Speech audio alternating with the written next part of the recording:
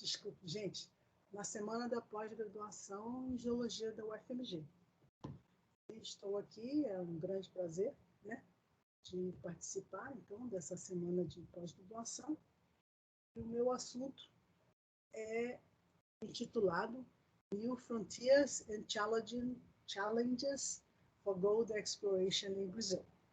Na verdade, esse tema, eu vou explicar já para vocês, é um tema que foi apresentado no PDAC desse ano, agora que ocorreu no mês de março, na cidade de Toronto, no Canadá. O PDAC é um evento, para quem não conhece, que ocorre todo ano na cidade de Toronto, e é um evento que reúne pessoas da indústria mineral do mundo todo, sabe? Ele é um evento muito interessante. Eu estive presencialmente nesse evento no ano de 2008. Ele reúne pessoas da indústria mineral, geólogos, metalurgistas, engenheiros de minas, garimpeiros, gente de todo tipo.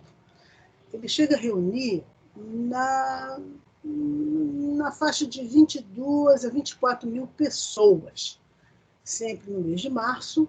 Então, a cidade de Toronto ainda tem neve, sabe? Então, é muito interessante que fica todo mundo nesse lugar muito grande, sabe? E nas empresas, então, elas põem painéis, né? Aquela coisa enorme, sabe? E, então, assim, é um evento que não é propriamente um congresso no estilo que a gente conhece, né? Com palestras acadêmicas, não. É um evento mesmo da indústria mineral. As empresas estão ali, então, para vender serviço, para se expor, para se apresentar. E pela primeira vez na história, esse evento ele começou na década de 60, em 1967, e ele vem ocorrendo sem falha desde então, todos os anos, no mês de março. Pela primeira vez na história, ele ocorreu de forma virtual, com todos os, vamos dizer, com todos os seus elementos de forma virtual, muito interessante. O Brasil ele é representado através de um esforço do governo brasileiro, através do Ministério de Minas e Energia, etc., etc. E a ADIMB, nos últimos anos, ela vem ajudando o governo brasileiro na sua representação. A ADIMB, né, a agência a mineral brasileira e tal, e ela ajuda a organizar, então, parte ou o total, vamos dizer, da representação brasileira. E eu fui convidada, então, para dar uma palestra nessa representação brasileira, junto com outro professor da Universidade de Brasília, o professor César, e me coube, então, falar sobre o ouro e coube ao professor César falar sobre metais magmáticos, níquel e outros, tá? O título da minha palestra, então, é esse aí, Novas Fronteiras e Desafios para a Exploração Mineral de Ouro no Brasil. E esse título, ele é muito impulsionado, em parte, pelo fato de que, entre os metais, vamos dizer, impulsionados pela Covid, né, pela crise da Covid, tá? Esse é o metal que experimentou maiores subidas de preço desde que começou essa crise da Covid. Tá? Então, a pergunta é, qual que é o impacto, digamos assim, da Covid e do aumento desse preço de ouro para o futuro da exploração mineral do ouro no Brasil? Esse não é muito meu, vamos dizer, métier. Eu sou uma estudiosa da metalogênese do ouro. Esse foi um desafio muito interessante para mim. E eu, então, para poder cumprir, digamos, com essa tarefa, eu procurei alguns colegas amigos da indústria mineral brasileira e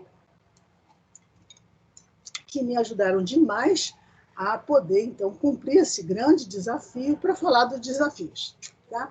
Eu vou, então, aqui falar um bocadinho disso. O que eu fiz? Quando eu montei essa palestra, lá no dia 3 de março, tá? Eu fui buscar na internet alguns dados importantes sobre preço de ouro, etc., valores de dólar, etc., vamos dizer, daquela data.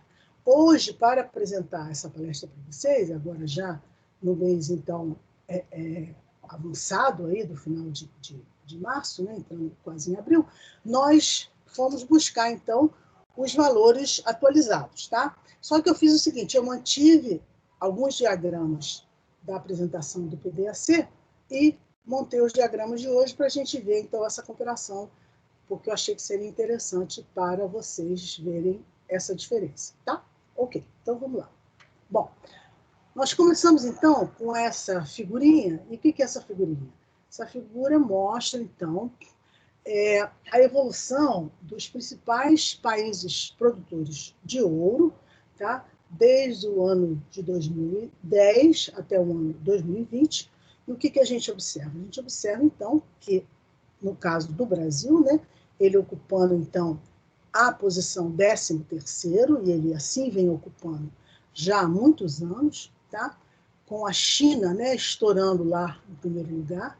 A África do Sul, ela foi grande produtora na bacia de Witwatersrand por muito tempo, mas ela perdeu digamos, esse grande lugar, mais ou menos nos anos 2008, tá? E ela vem, então, né, colando aí no Brasil, no lugar número 12, tá?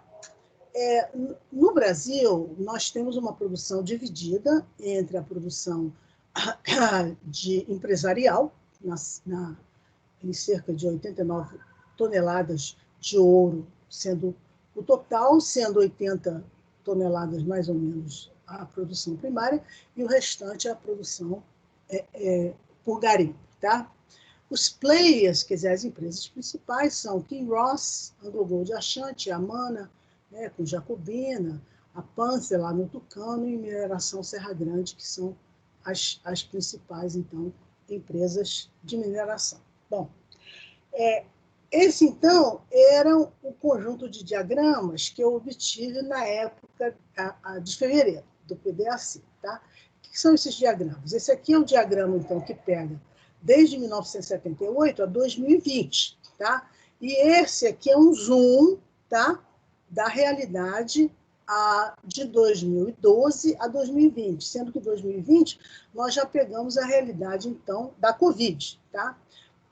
Isso aqui é preço de ouro, ok? A evolução, então, de preço de ouro com o tempo, nesses dois diagramas.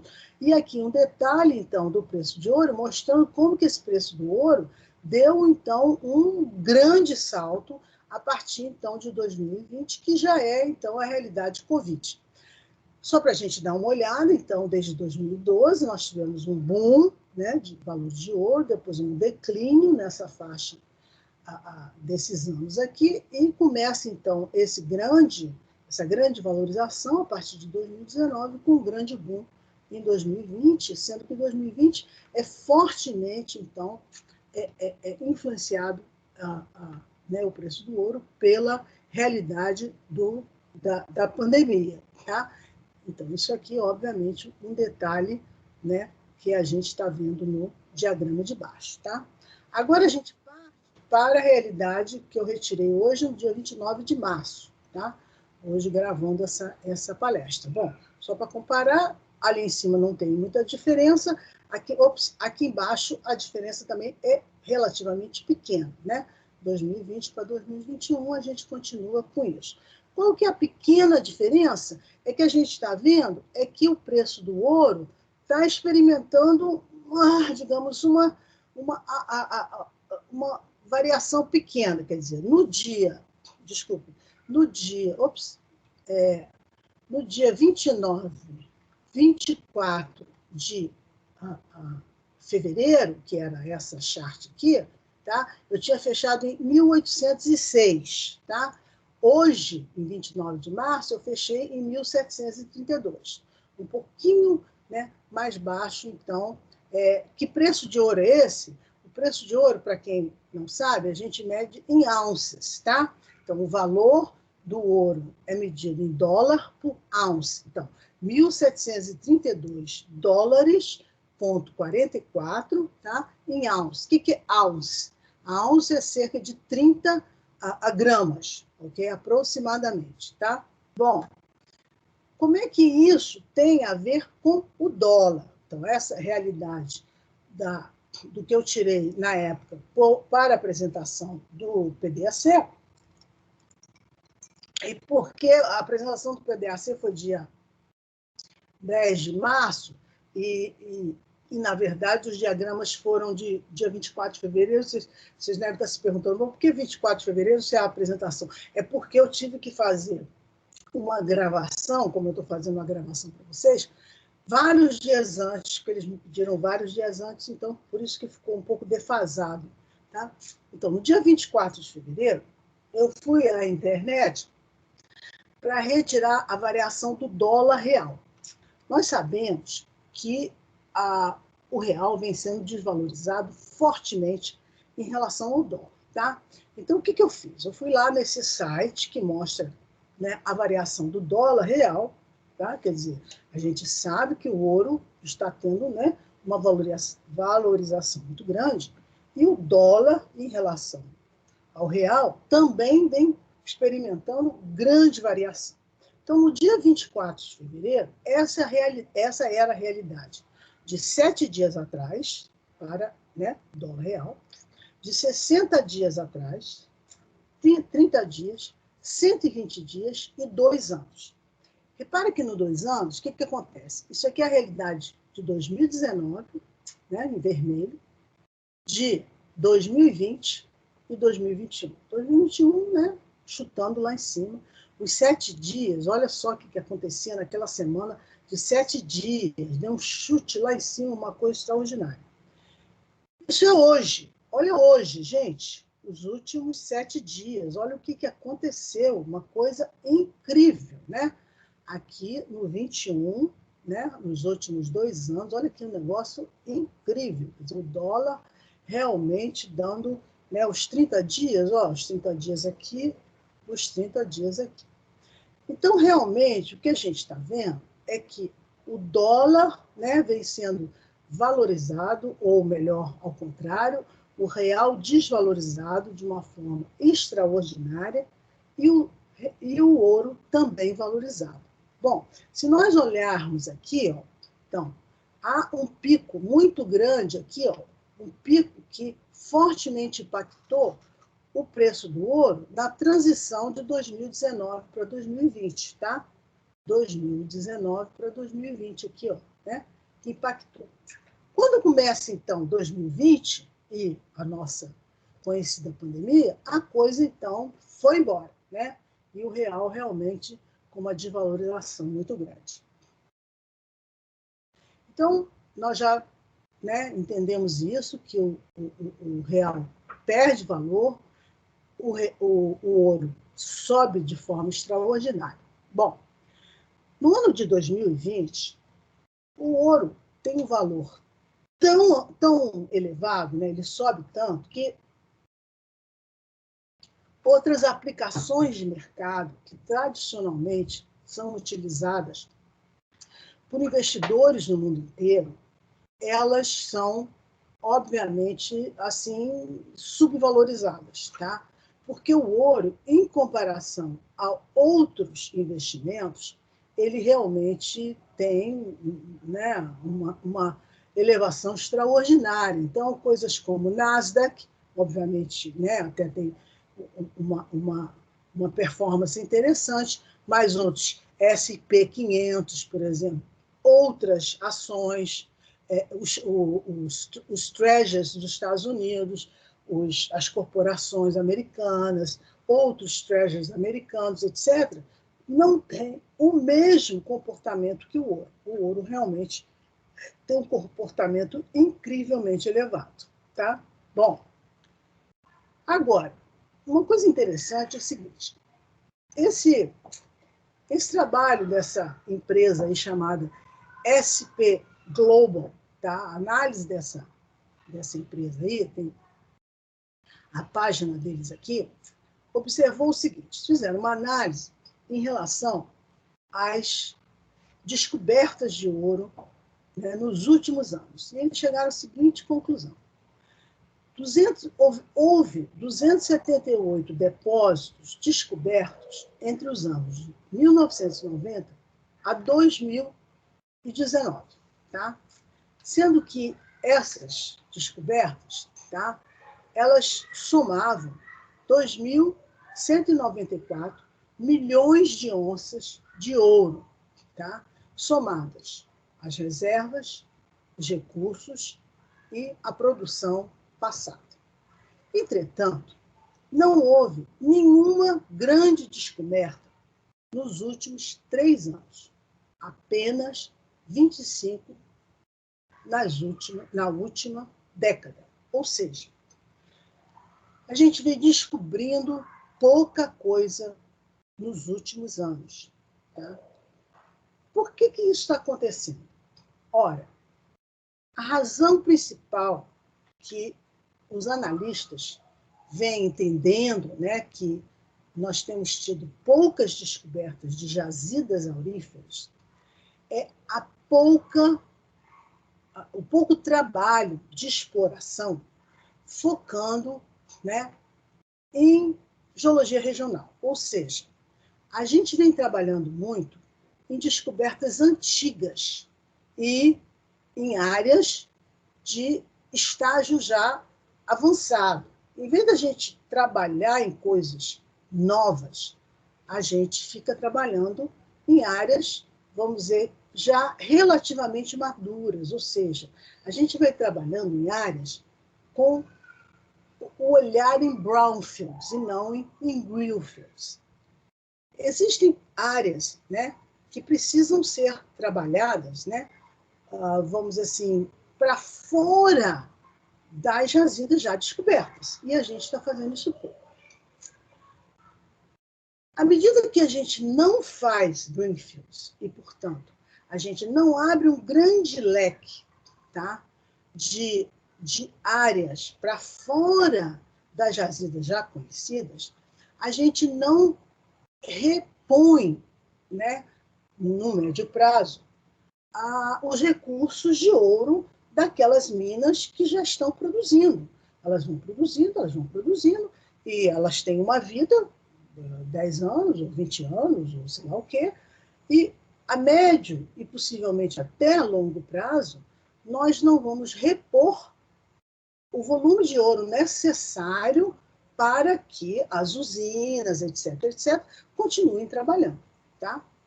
Com isso, né, nós essas minas, vamos dizer, que estão envelhecendo, né, não terão a sua vida mantida. Tá?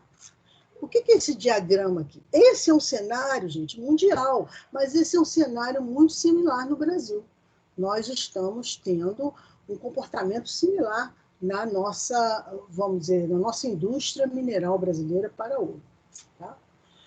Esse diagrama, o que ele mostra, esse diagrama? A quantidade de ouro em termos de reserva, de recurso e de produção passada. Isso aqui o azul mais escuro, são as descobertas de ouro projetadas, tá? Isso aqui são os anos, né? Então, tudo que é projetado a partir de 2006, muito pouquinho, né? Muita coisinha pequena, tá? Isso aqui é o dinheiro gasto, quer dizer, a gente gasta, mas a gente não descobre, tá? Por quê? A gente gasta perto das jazidas, a gente não expande para áreas, vamos dizer, para além das jazidas. Esses dois diagramas, o de baixo é aquele que nós vimos, né? E nós já sabemos que a gente não tem grandes descobertas nos últimos 3 anos, que foi o trabalho daquele pessoal ali, daquela empresa, né? Daquele grupo ali, o SPG Global, né? E o que o diagrama de cima mostra, né? O diagrama de cima, ele mostra a distribuição do valor de ouro de janeiro de 95 a dezembro de 2020, aumentando. E o que a gente observa?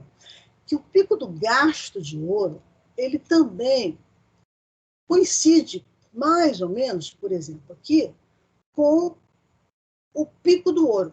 Tá? O que isso significa? Quanto mais a gente gasta, investindo na busca de ouro, quanto mais o ouro, em teoria, subiria. Ou seja, é interessante, né, quando a gente gasta muito, porque o valor do ouro sobe. Isso não é verdade sozinho, quer dizer, não quer dizer que sempre que eu gasto muito procurando ouro, fazendo exploração para buscar ouro, o preço do ouro sobe. Essa não é a única condição para subir ouro. Nós acabamos de ver que, por exemplo, a Covid fez o preço do ouro subir.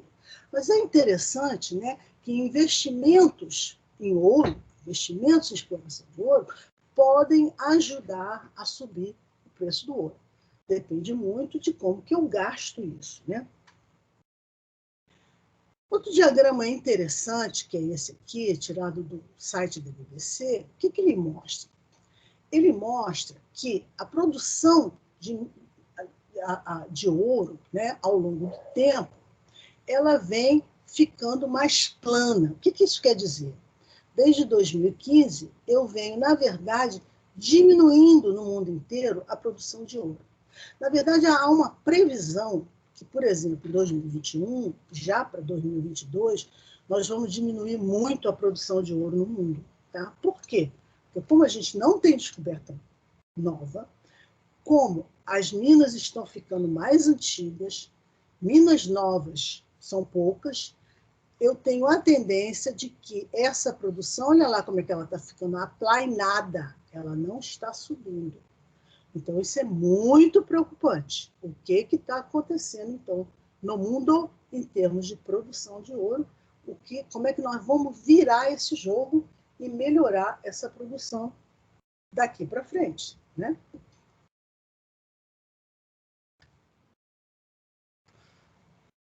Com o preço, então, dos metais preciosos aumentando, houve um sentimento muito positivo em relação, né, vamos dizer, a esse mercado e a economia mundial para o ouro, em termos de pandemia. Veio a pandemia, o preço do ouro aumentou, então vamos embora trabalhar nessa linha, né? A projeção para os próximos anos, tá, ficou positiva. Puxa, vamos investir nisso. Vários projetos que estavam meio engavetados, será que dá para mexer nisso? Entretanto, há um certo medo, um certo temor, porque será que esse preço vai se manter? A coisa vai continuar assim? Será que a pandemia vai acabar e aí esse preço vai voltar, né, aos valores de antes? Ninguém sabe disso, porque, além do mais, a inflação está muito alta e a desvalorização das moedas, tá, que hoje é uma realidade, porque, afinal de contas, o dólar está muito valorizado, e hoje a realidade dos Estados Unidos é de melhoria da condição da pandemia, como a gente, inclusive, está vendo, tá? É que a economia americana vai melhorar muito e a situação pode mudar rapidamente. Então, o ouro pode continuar sendo procurado como uma garantia, né, de valor, né, de moeda, por muito tempo, de proteção contra a crise financeira por muitos anos e desvalorização de outras moedas. Por outro lado, a gente não sabe o que vai ocorrer a partir de 2021, porque, por um lado, a situação da pandemia pode melhorar, mas, como a gente está vendo hoje, por exemplo, nos Estados Unidos, todo mundo sendo vacinado, mas, por outro lado, a economia começa a ser liberada, o pessoal relaxa, tira a máscara e aí começa a aumentar o número de Covid. Então, existe, na verdade, um cenário que não dá para a gente prever. É um cenário imprevisível.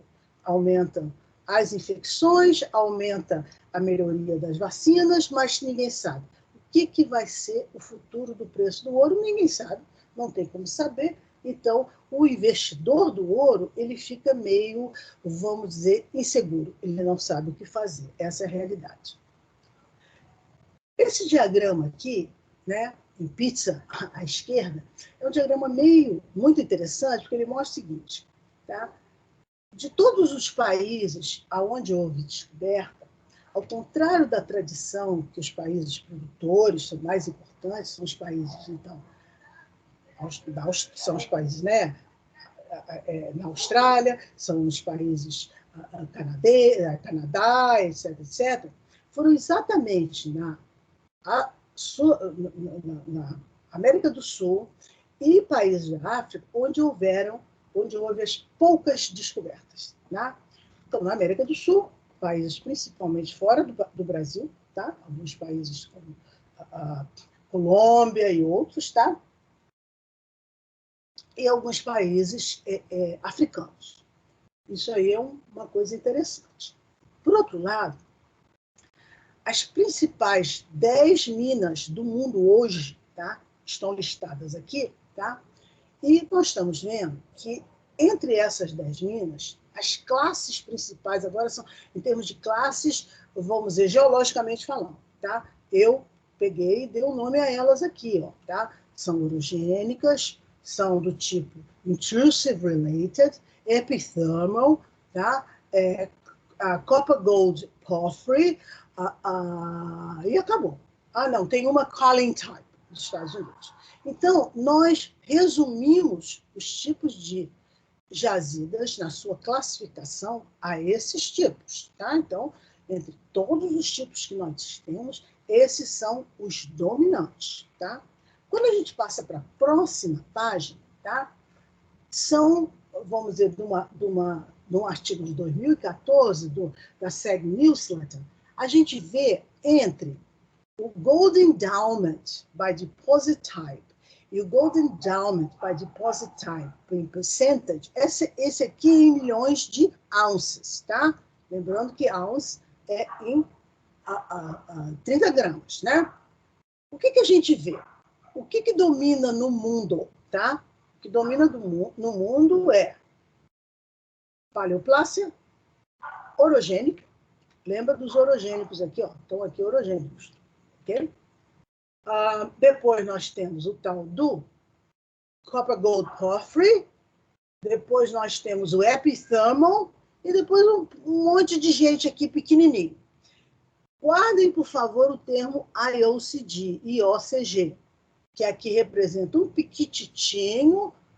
piquititinho, mas que eu vou falar ele lá na frente, porque ele vai ser importante para o Brasil. Nós não falamos de Brasil. Eu palestra sobre o Brasil, mas eu ainda não entrei no Brasil.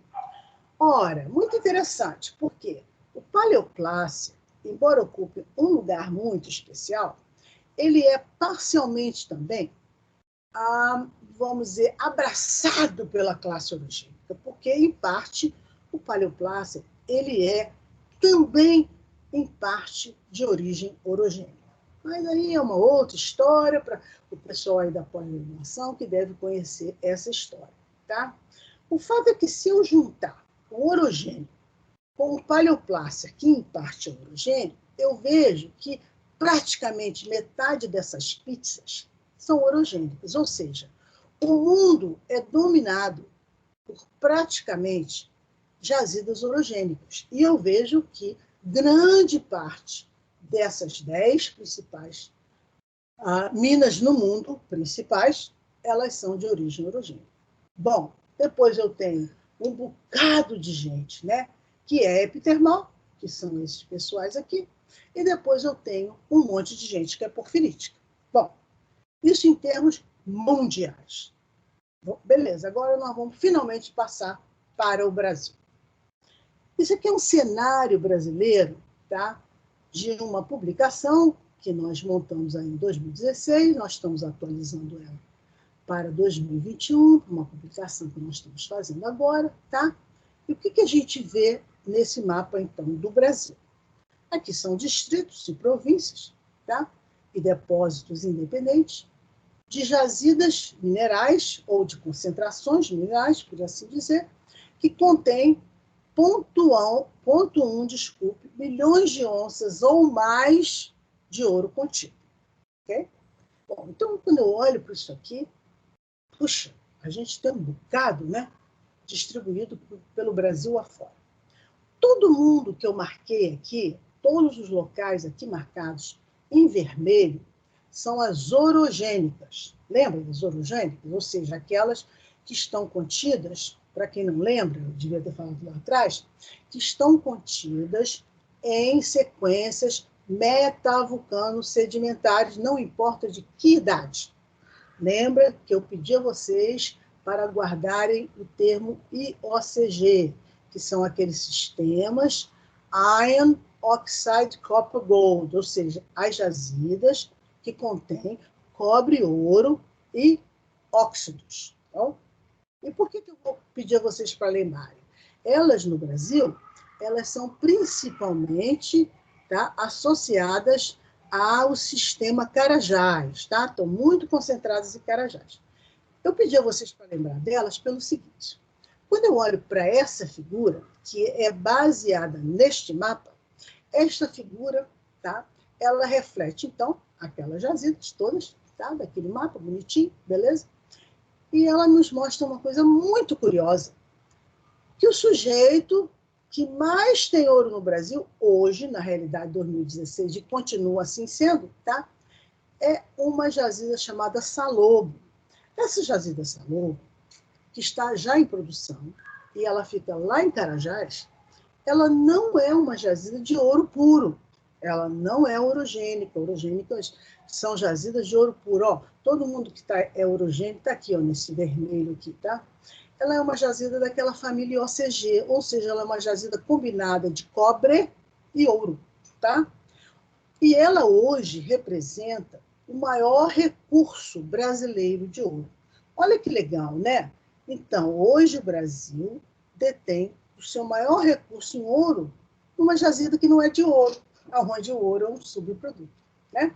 Então, aqui estão mostrados todos os recursos principais de ouro no Brasil, ou reservas, tá? Algumas já não existem mais, já estão fechadas, é o caso de Morro Velho, outras ainda estão produzidas, é o caso de Cuiabá, e outras nem foram ainda abertas e nem sabemos se serão, como é o caso de Volta Grande, tá? Então, esse é o cenário brasileiro, né, de ouro, tá? Em 2016. Se nós formos refazer isso em 2011, a situação não vai mudar muito, não, mas vai mudar um bocadinho, tá? Só um bocadinho, né? Tá? E nós vamos, então, passar agora para frente um pouquinho.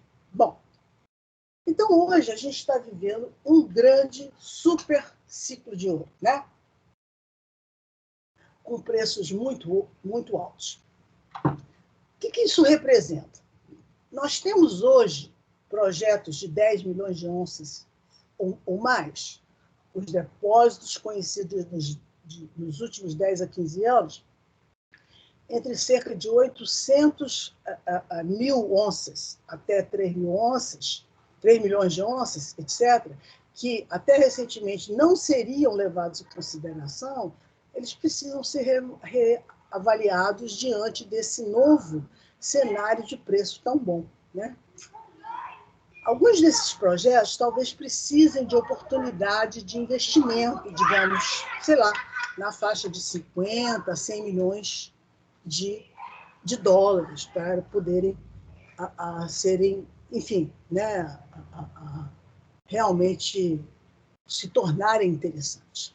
Algumas minas paralisadas podem até se tornar inviáveis. Algumas operações que hoje estão no open pit podem até se tornar underground. Alguns targets, né, algumas frentes assim de interesse pequenos, infelizmente, ou estão na mão de garimpeiro ou estão em volta de áreas garimpeiras, né? Algumas áreas, como é o caso da mina Tucano hoje, a open pit, e outras, como é o caso do Filão Paraíba, que fica na região de Peixoto da Lagoa, de Azevedo, já estão sendo trabalhados para virarem underground, que é interessante, né? Entretanto, tem uma questão no Brasil que é uma questão, vamos dizer, chave, muito importante, que é o tempo. E por quê? Porque no Brasil, o licenciamento ambiental ele leva pelo menos 3 anos. Ora, se ele leva pelo menos 3 anos, tá? E nós estamos aí nessa eminência de preço de ouro, que a gente não sabe o que vai acontecer, pode ser que vários desses projetos, várias dessas oportunidades, não dê tempo da gente botar em operação, viabilizar. Quando a gente pensar em viabilizar, pronto, a operação não dá tempo, porque o licenciamento ambiental não dá tempo.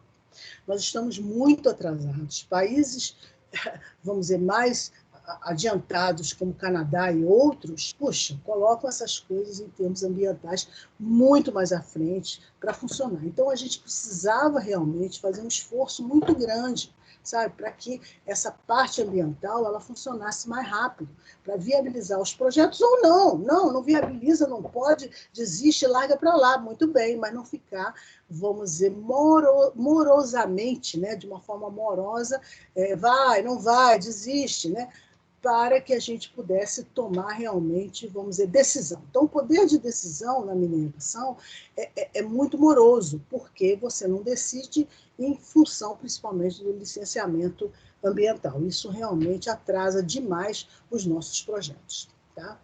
Então, essa próxima década ela é decisiva. Tá?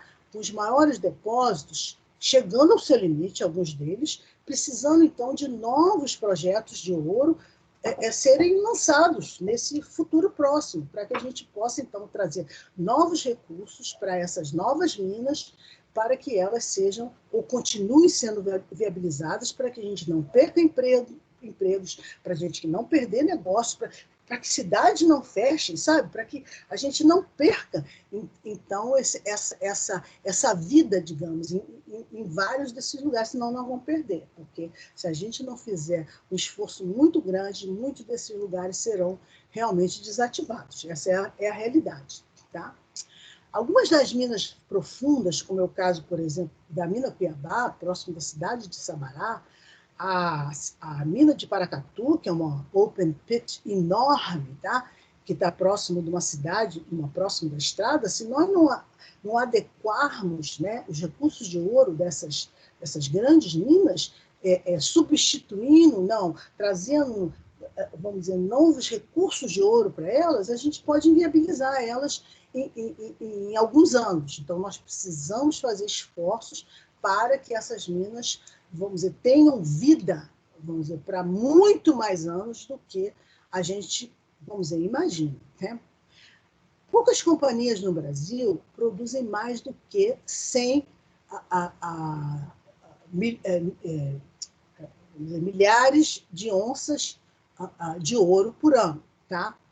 Algumas têm minas com a vida, né, de mina até cerca de 2031 a 2032. E pequena produção, vamos dizer, esperada, né, para os seus últimos anos de vida. Tá?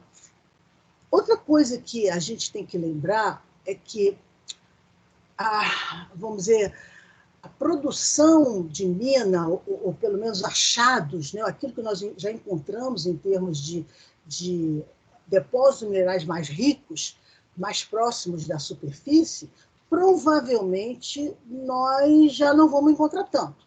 Nós achamos muito minério nas partes mais rasas, mas a tendência é a gente começar a achar coisas cada vez mais profundas, né? Cada vez mais profundas. Então, o investimento vai ficando mais caro e o investimento em sondagem cada vez necessário mais e mais e mais em porções mais profundas. E isso, obviamente, significa, custos exploratórios cada vez maiores. Existem 10 ingredientes, mais ou menos, que podem melhorar as chances de descoberta. Primeiro, obviamente, são as pessoas. A gente tem que investir em pessoas. Em boa ciência, né? Desculpe, eu fiz uma besteira aqui. Espera aí, desculpe, gente. Eu troquei em alguma coisa, mas eu vou voltar rapidamente.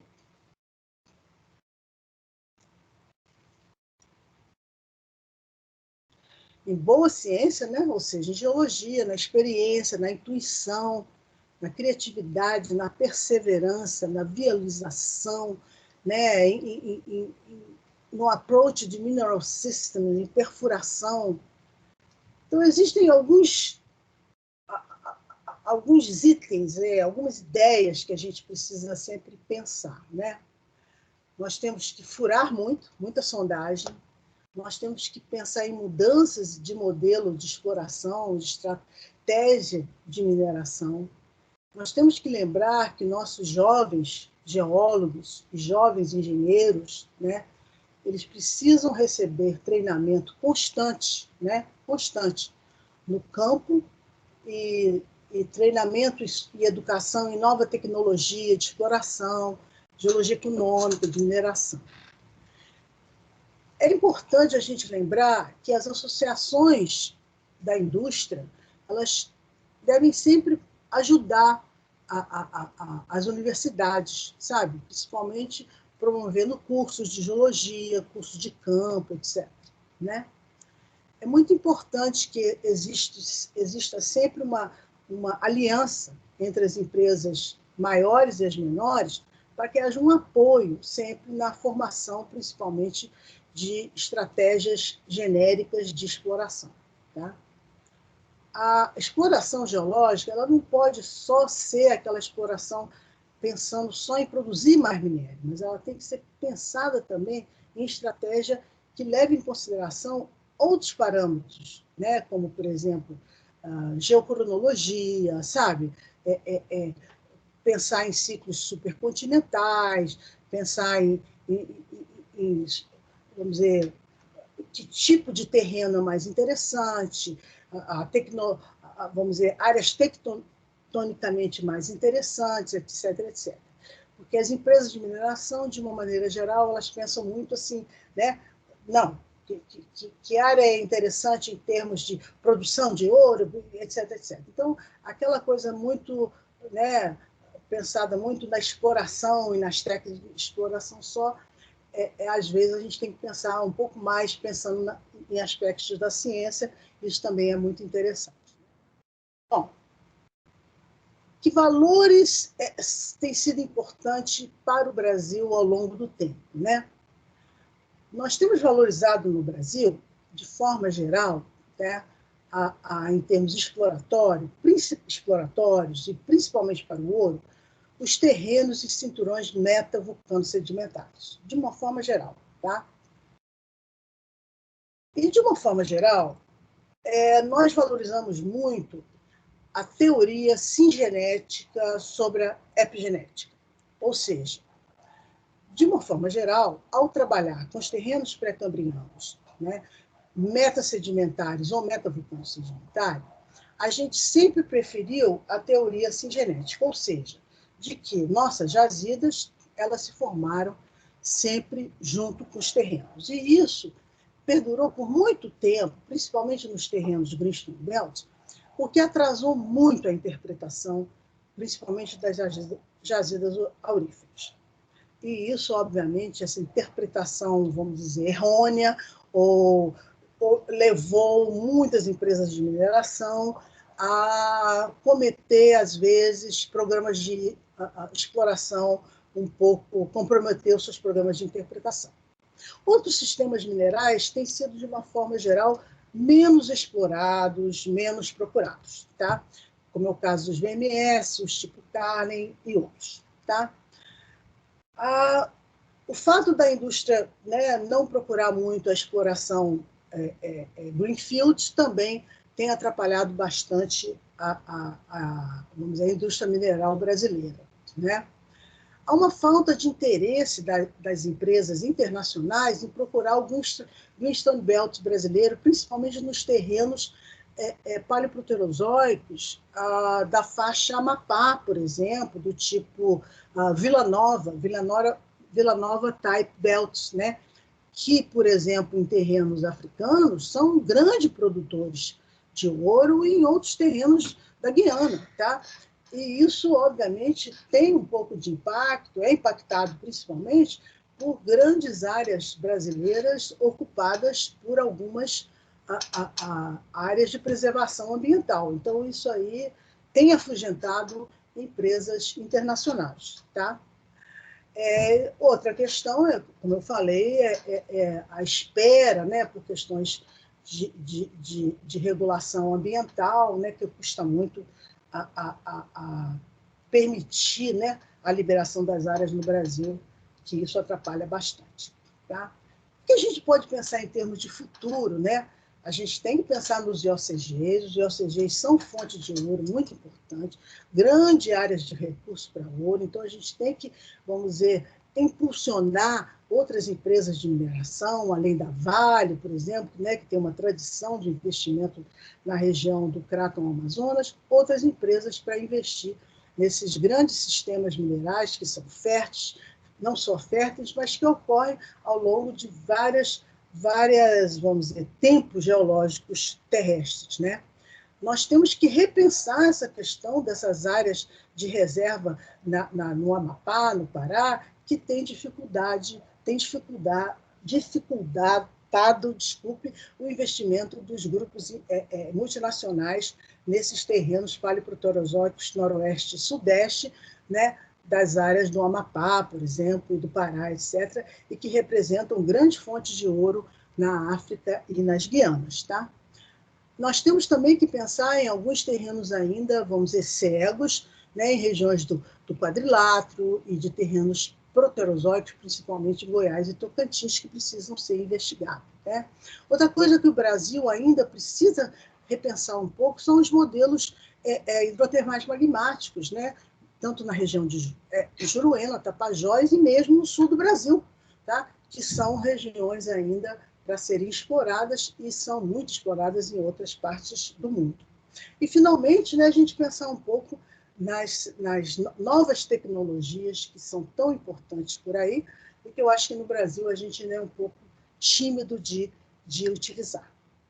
Alguns fatores limitantes para o futuro do Brasil que a gente tem que pensar é que os nossos geólogos jovens, formando agora em 2020 e 2021, vão precisar de muita ajuda, porque estão se formando numa época onde a educação deles está fortemente prejudicada pelas universidades fechadas e por aulas online, que não dá a eles a plenitude da formação de um curso presencial. E, obviamente, a falta de, vamos dizer, acesso ao campo que a Covid não está permitindo. Finalmente, né, hoje nós temos a possibilidade, né, dos tenements, né, das áreas do Brasil que estão sendo oferecidas pela Agência de Mineração Brasileira, que está dando oportunidade a muitas empresas de mineração de as acessarem aí nos leilões que estão sendo oferecidos pela agência. Eu quero agradecer o convite de vocês, de me dar essa oportunidade, espero que tenham aproveitado um bocadinho e quero dar o meu agradecimento especial aos meus 4 colegas que me ajudaram a montar essa palestra, todos eles da indústria, sem eles eu não conseguiria fazer nada disso. Tá? Muito obrigada e espero que tenham aproveitado. Tchau, tchau.